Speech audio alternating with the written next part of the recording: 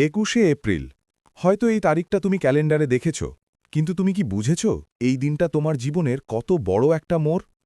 তুমি এখন কি করছো? মোবাইল স্ক্রোল করছো? সময় নষ্ট করছো? নিজেকে বলছো আরও সময় আছে, কিন্তু সত্যিটা হলো সময় নেই, সময় চলে যাচ্ছে।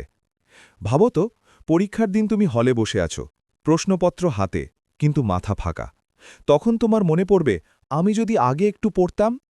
এই যদি শব্দটাই সবচেয়ে কষ্টের, কারণ এটা তোমাকে বারবার মনে করিয়ে দেবে তুমি পারতে, কিন্তু তুমি করনি।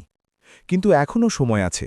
আজকের একটা দিন, আগামীকালের একটা সিদ্ধান্ত তোমার পুরো ভবিষ্যৎ বদলে দিতে পারে। তুমি যদি আজ ২-৩ ঘন্টা পড়ো, আগামীকাল তুমি আত্মবিশ্বাস নিয়ে পরীক্ষা দিতে পারবে।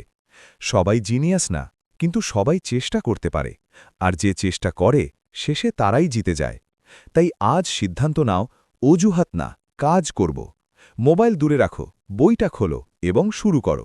কারণ ২১শে এপ্রিল শুধু একটা পরীক্ষা না, এটা তোমার নিজের সাথে যুদ্ধ। সময় কম না, তোমার ফোকাস কম। আজকের অলসতা ইকুয়াল টু আগামীকালের আফসোস। এসএসসি তোমার ফিউচার ডিসাইড না করলেও ডিরেকশন ঠিক করে দেয়।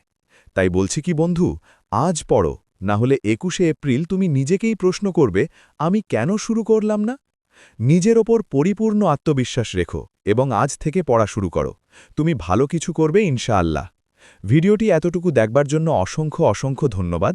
আজকের এই ভিডিওটি যদি একটু উপকারী মনে হয় তাহলে অবশ্যই একটি লাইক করুন, এবং চ্যানেলে নতুন হয়ে থাকলে অবশ্যই ড্রিম বিল্ডার্স চ্যানেলটিকে সাবস্ক্রাইব করুন। আবার দেখা হবে পরবর্তীতে এরকম কোনো লাইফ চেঞ্জিং মোটিভেশনাল ভিডিও নিয়ে। ধন্যবাদ।